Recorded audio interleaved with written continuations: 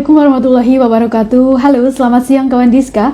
Berjumpa kembali dalam program Info Sehat, informasi seputar kesehatan.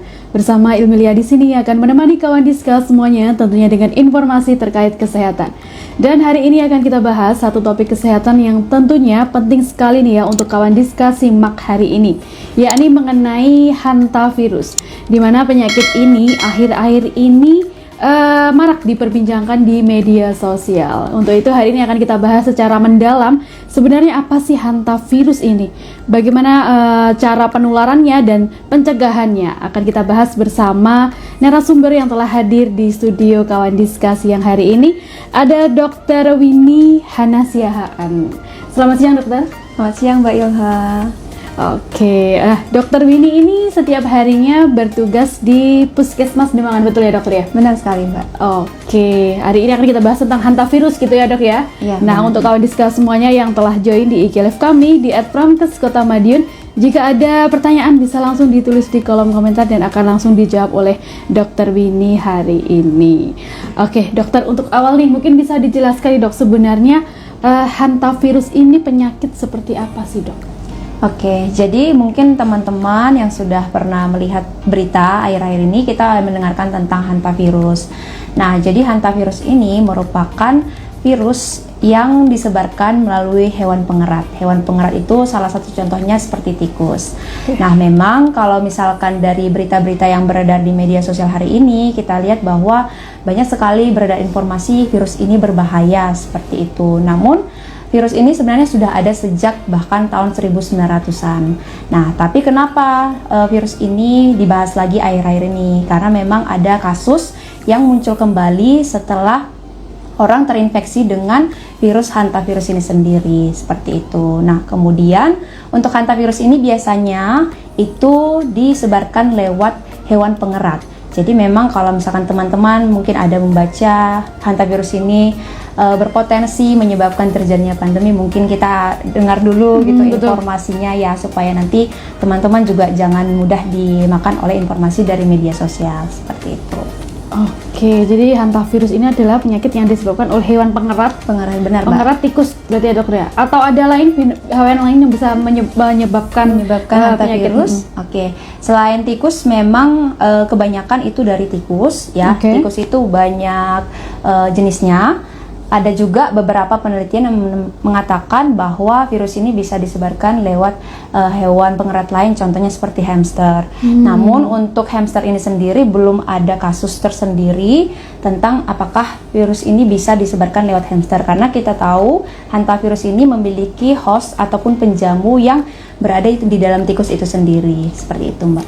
Oke, nah dok, kalau di Indonesia sendiri apakah penyakit hantavirus ini sudah ada gitu dok?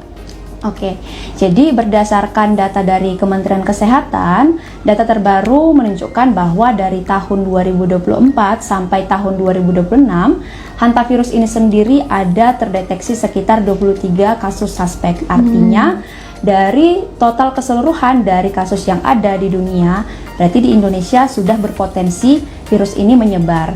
Nah, kemudian dari 23 kasus tadi Mbak yang suspek tadi, ada sekitar 5 yang mengalami positif dari hantavirus ini sendiri. Dan kemudian juga dari 5 ini dipastikan bahwa semua pasien itu sehat gitu. Jadi walaupun memang kondisinya sempat terdeteksi ataupun positif, namun dengan penanganan yang tepat, infeksi dari virus ini dapat diatasi, seperti itu. Oke, jadi di Indonesia sendiri sebenarnya sudah ada dokter ya kasusnya ya. Benar. Oke, kemudian untuk dampak sendiri dok, apa sih dampak yang yang timbul jika infeksi ini terjadi gitu dok? Nah, jadi kalau misalkan kita lihat dari proses perjalanan virus ini sendiri, hantavirus ini sendiri yang pertama kita tahu dulu dari penyebarannya. Jadi hantavirus ini disebarkan lewat droplet, di mana ketika kita terhirup ataupun kita terinfeksi atau berkontaminasi dengan misalkan dari tinja, urin ataupun liur daripada tikus tadi, nah itu bisa berpotensi terinfeksi ke manusia itu sendiri, karena tadi penyebarannya lewat zoonosis atau dari hewannya. Nah, untuk proses patogenesisnya, jadi ketika terjadi infeksi daripada hantavirus ini sendiri, maka ini dapat menyebabkan terjadinya pembocoran kapiler darah. Nah, mirip dengan demam denggi, Mbak. Jadi kalau kita lihat demam denggi, biasanya itu menyebabkan terjadinya pembocoran pembuluh darah yang menyebabkan kapiler darah menjadi bocor sehingga terjadi kondisi perdarahan. Nah, nanti untuk manifestasi klinisnya sendiri, kalau misalkan dia awal-awal infeksi, yang pertama itu dapat menyebabkan terjadinya manifestasi klinis berupa hemorrhagic fever with renal syndrome, with renal complication. Jadi dia bisa menyebabkan terjadinya kondisi shock ataupun kondisi hipotensi daripada virus ini sendiri. Kemudian ada juga yang kedua, yaitu dia yang jenis HPS. Nah, HPS ini merupakan hantavirus pulmonary syndrome, di mana dia menginfeksi yang telah bermanifestasi ke paru-paru. Jadi dia bisa menyebabkan terjadinya kondisi batuk, kemudian sesak, karena tadi proses bocornya kapiler darah itu dapat menyebabkan penumpukan cairan di paru-paru.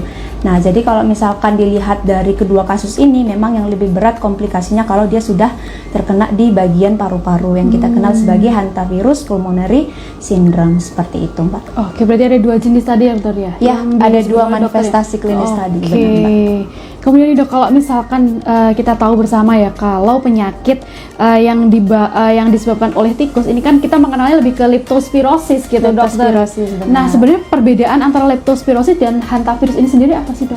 Oke, jadi kalau misalkan dia hantavirus, kita tahu tadi dia disebabkan oleh adanya virus. Nah, jenis virusnya itu adalah virus RNA, di mana virus ini merupakan virus untai tunggal. Nah, kalau dia leptospirosis, ini disebabkan oleh bakteri yang kita kenal sebagai bakteri Leptospira. Nah, walaupun memang dua-dua daripada agen penyakit ini itu disebabkan oleh vektor yang sama, yaitu tikus, namun penyebabnya itu jauh berbeda. Yang satu disebabkan oleh virus, yang satunya lagi disebabkan oleh bakteri.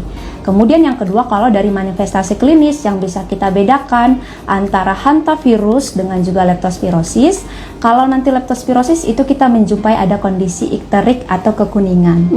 Walaupun nanti memang beberapa kondisi mereka itu memiliki kemiripan. Contoh, dia itu ada demam, kemudian ada nyeri-nyeri sendi, nyeri-nyeri otot, seperti itu. Tapi yang membedakannya tadi, kalau dia leptospirosis bisa menyebabkan manifestasi ikterik atau kuning, seperti itu, Mbak. Oke. Kemudian nih, Dok, untuk tanda dan gejalanya nih, Dok, apakah sama nih antara leptospirosis dan hantavirus itu sendiri? Oke, mungkin kalau dari hantavirus dulu ya, Mbak ya. Kalau dari hantavirus itu nanti kita bagi menjadi dua manifestasi klinis atau dua gejala awal. Yang pertama itu kita awali dari gejala awal atau mulai terinfeksi daripada hantavirus ini sendiri. Biasanya ini terjadi pada hari pertama sampai hari kelima. Nah, sama dengan infeksi pada umumnya. Jadi infeksi hantavirus ini sendiri diawali dengan demam, kemudian menggigil, kemudian dijumpai ada nyeri, bisa itu bermanifestasi nyeri perut ataupun nyeri persendian atau nyeri paha, seperti itu. Nah, kalau misalkan infeksi ini akan berkembang kembali, kemudian dipicu kembali dengan imun kita yang mengalami kondisi imunitas yang turun, maka ini dapat menyebabkan manifestasi yang lain. Contoh, kalau tadi dia itu sudah menyebabkan pembocoran daripada endotel pembuluh darah. Nah, itu dapat menyebabkan terjadinya kebocoran kapiler sehingga nanti cairan keluar dan bisa menumpuk di organ-organ penting, contohnya seperti paru-paru, seperti itu, Mbak.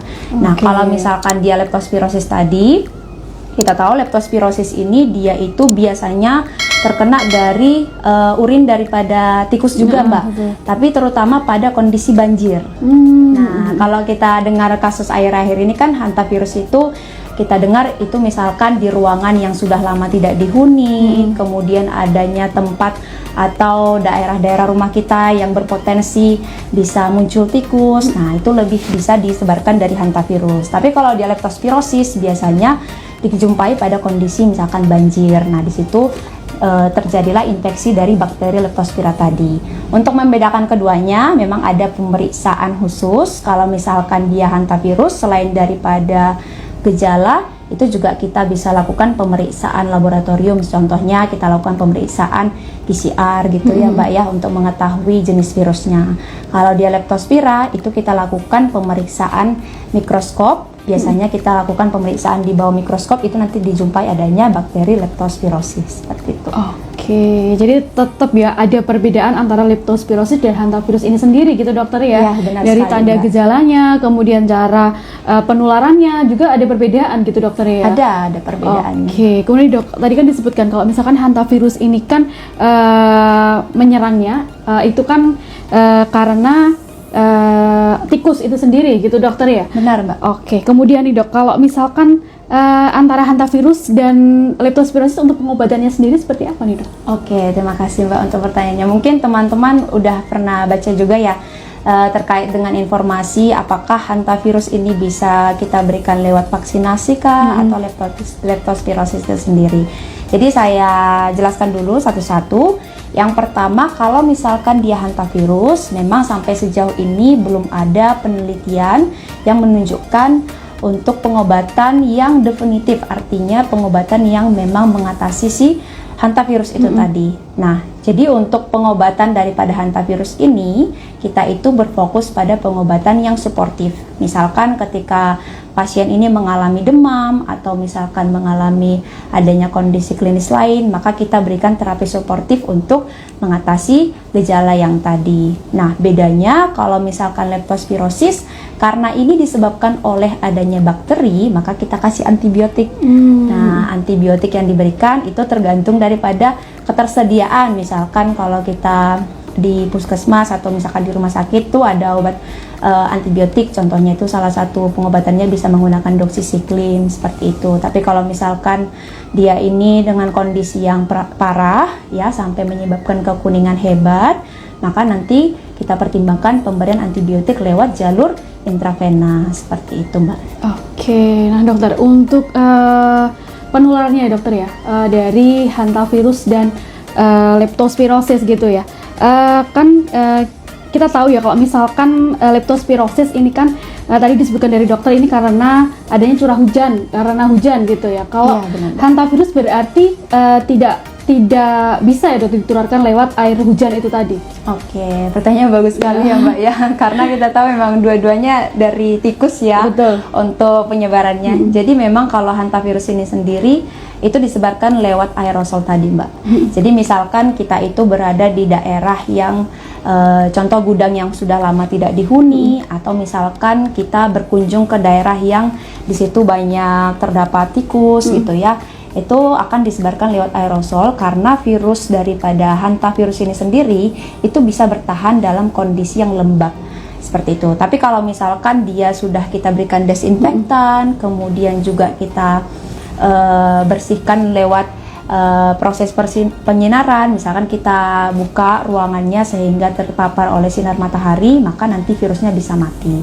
Nah, bedanya tadi kalau misalkan dia leptospirosis tadi, ini harus disebarkan lewat terkontaminasinya air oleh karena adanya urin ataupun daripada si tikus tadi yang menyebabkan terjadinya infeksi daripada leptospira ini sendiri seperti itu. Oke, nah untuk penyebarannya dok, ini kan manusia tadi disebutkan karena hewan ke manusia. Kalau antara manusia yang sudah terkena misalkan positif hantavirus, apakah juga bisa menularkan kepada yang lain gitu dokter? Oke, jadi kalau misalkan dari penelitian terbaru yang udah keluar, jadi ada beberapa penelitian yang mengatakan bahwa ada kemungkinan penyebaran dari hantavirus antara manusia ke manusia. Nah, itu biasanya tipe daripada Andes virus. Nah, jadi kalau misalkan hantavirus ini banyak dia Mbak jenis-jenisnya. Kalau nanti saya jelaskan satu-satu, misalkan dari yang kondisi di Indonesia, itu biasanya berasal dari Old World hantavirus. Nah, ini biasanya itu memiliki tipe, ada tipe Seoul, ada juga tipe yang lain. Nah, jadi memang tipe-tipenya itu banyak ya berarti ya. Jadi kalau misalkan yang berat itu yang berasal dari Amerika yang kita kenal sebagai New World hantavirus. Nah, biasanya itu jenis tipe daripada virusnya adalah Andes virus. Namun memang kalau misalkan kasus terkait dengan penyebaran antara manusia ke manusia itu masih terbatas, berapa banyak yang terkena, kemudian juga sudah berapa yang tercatat terkait dengan komplikasi dari penyakit ini, seperti itu. Nah, tapi memang kita harus hati-hati. Kenapa? Walaupun nanti virus ini disebarkan daripada hewan pengerat tadi seperti tikus, karena ada tipe lain yang bisa menyebabkan terjadinya transmisi dari manusia ke manusia. Maka kita harus tetap menjaga kondisi kesehatan kita, seperti itu, Mbak. Oke, jadi ini tetap menjaga pola hidup sehatnya gitu, dokter ya? Ya, benar sekali, Mbak. Oke, untuk cara pencegahan dan penyebaran infeksi virus ini sendiri gimana sih, dok, caranya? Oke, jadi karena tadi kita udah tahu penyebabnya itu berasal dari mana, kemudian hewan yang membawanya itu apa, maka yang paling pertama itu kita harus hindari vektor pembawanya, yaitu tikus itu sendiri. Nah, walaupun memang kalau dari beberapa penelitian mengatakan bahwa ada tipe virus yang disebarkan lewat hewan pengerat tadi, itu dia tergantung dari tikusnya. Nah, tapi kan kita nggak tahu ya, Mbak, ya, jenis tikus ini yang mana yang terinfeksi hantavirus ataupun tidak, seperti itu ya. Jadi memang seluruh jenis tikus dari Kementerian Kesehatan mengatakan bahwa kita itu harus sebisa mungkin menghindari interaksi dengan tikus tadi, karena kita tidak tahu apakah tikus ini sendiri itu membawa si hantavirus. Itu yang pertama. Jadi yang penting kita ingat itu adalah kita harus menghindari vektor pembawanya, yaitu tikus itu sendiri. Kemudian yang kedua, kalau misalkan potensi penyebaran hantavirus terutama di Indonesia itu yang sejauh ini ditemukan adalah yang disebarkan lewat aerosol tadi. Jadi kalau misalkan ada tempat pemukiman ataupun gudang yang sudah lama tidak ditempati, kemudian kita melihat di situ banyak tikus yang berkembang biak atau ada kotoran tikus gitu ya. Nah, itu kita nggak boleh langsung nyapu atau kita langsung bersihkan, karena virusnya itu bisa menyebar lewat kotorannya tadi, karena itu menyebarnya lewat aerosol tadi atau dari udara. Nah, untuk pencegahannya yang pertama itu kita berikan desinfektan. Nah, desinfektan ini tujuannya adalah untuk mematikan virus tadi, karena si virus ini sangat mudah mati akibat daripada interaksi dengan desinfektan. Kemudian yang kedua itu kalau terpapar sinar UV. Nah, kita usahakan ruangan itu terbuka supaya dia tidak lembab, seperti itu. Kemudian yang ketiga yang paling penting adalah kita jaga lingkungan rumah kita itu jangan berpotensi adanya celah si tikus ini bisa masuk, misalkan dari lubang-lubang seperti itu atau dari saluran pembuangan seperti itu, Mbak. Jadi memang dari semua tipe pencegahan ini intinya adalah bagaimana kita supaya tidak terkena infeksi daripada virusnya lewat penyebaran aerosol tadi dan juga kontak langsung dengan si pembawa vektornya yaitu tikus itu sendiri, seperti itu, Mbak. Oke, jadi caranya adalah prinsipnya mungkin menjaga kebersihan lingkungan gitu, dokter ya. Sekali, jangan Mbak. dibiarkan misalkan rumah itu ya tiap hari minimal disapu gitu ya, kemudian lingkungan sekitar ketika ada ruangan kosong jangan dibiarkan juga untuk menjadi sarang tikus gitu ya, dokter. Benar sekali, Mbak. Oke, kemudian dok, kalau misalkan ada yang menyebutkan kalau hantavirus ini kedepannya bisa terjadi seperti pandemi COVID, ini benar nggak sih, dok? Oke, memang kalau di media sosial saya juga pernah baca ya, Mbak, ya, ada informasi yang mengatakan bahwa hantavirus ini dapat berpotensi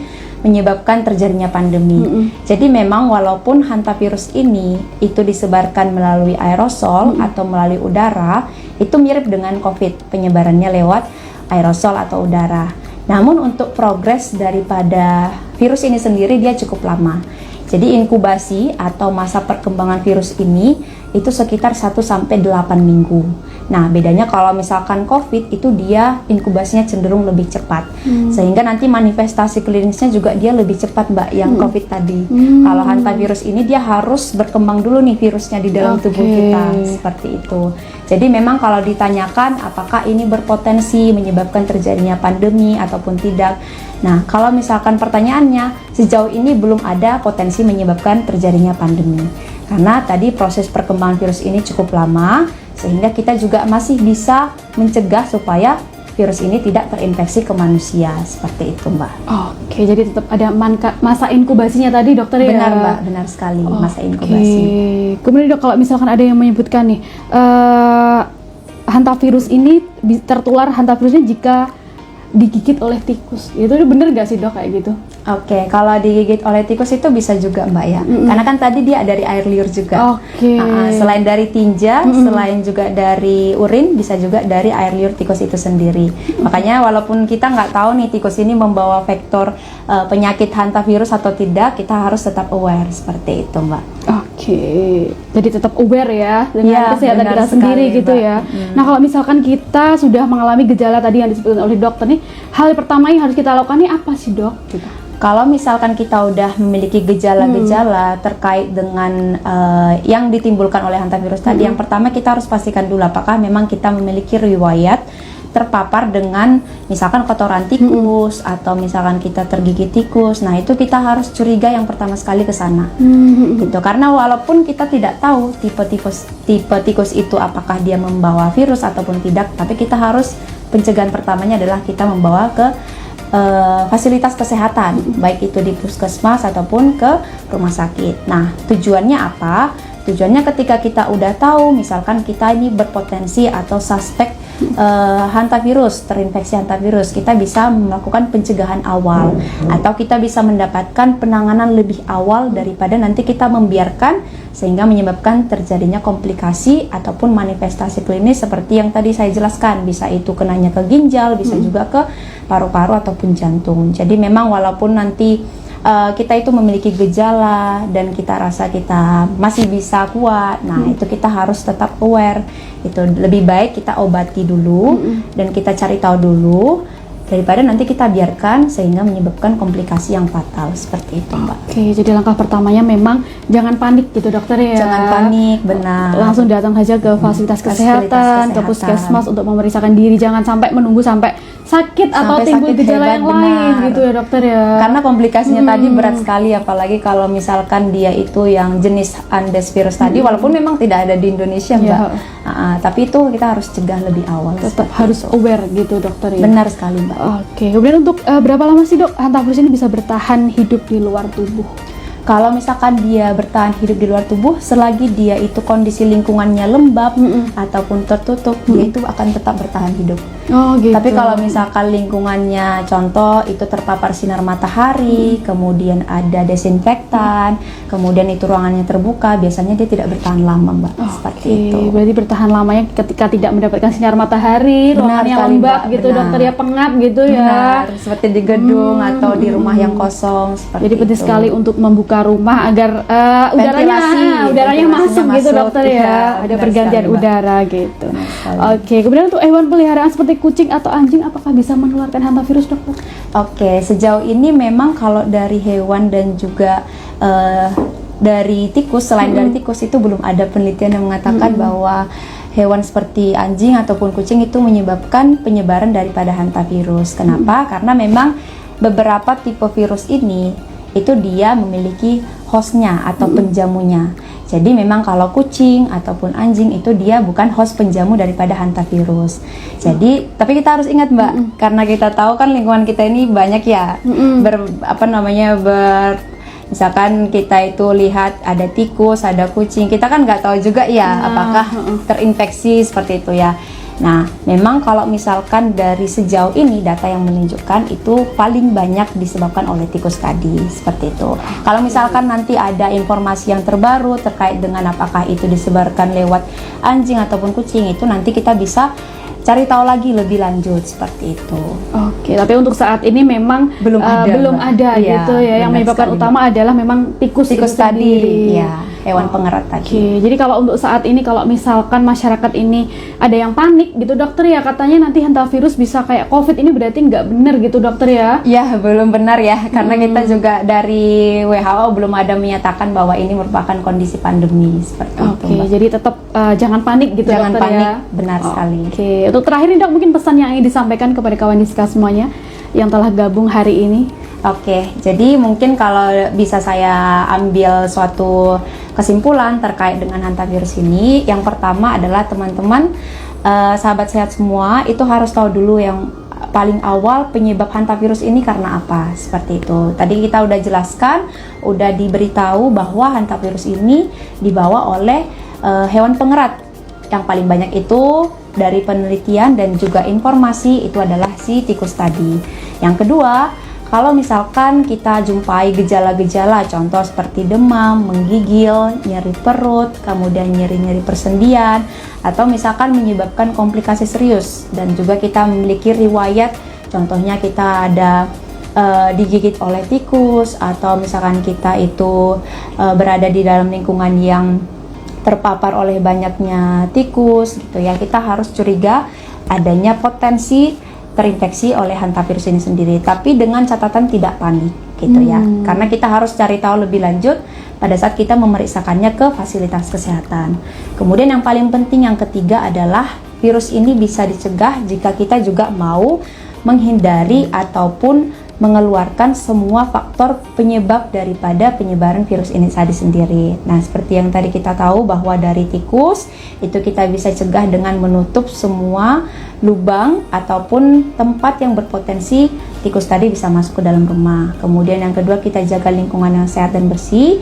Yang ketiga, kita menjaga imun tubuh kita tetap sehat dan juga kuat. Seperti itu, Mbak. Oke, pesannya sudah lengkap sekali nih ya, dokter, dari dokter ini ya. Benar Jadi sekali, Mbak. dari kita harus menjaga kesehatan kita, kemudian menjaga lingkungan, dan jangan lupa juga jangan panik intinya. Jangan gitu, panik, dokter, ya. benar. Oke, kalau Mending misal- diperiksakan langsung aja daripada panik sendiri. Jadi karena di sosial media akhir-akhir ini ramai sekali nih ya tentang hantavirus. Jadi untuk kawan diska semua jangan panik dulu gitu.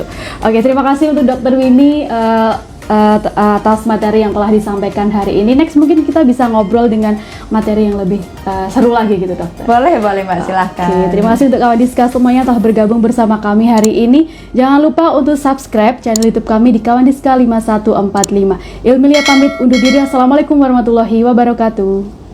Salam sehat.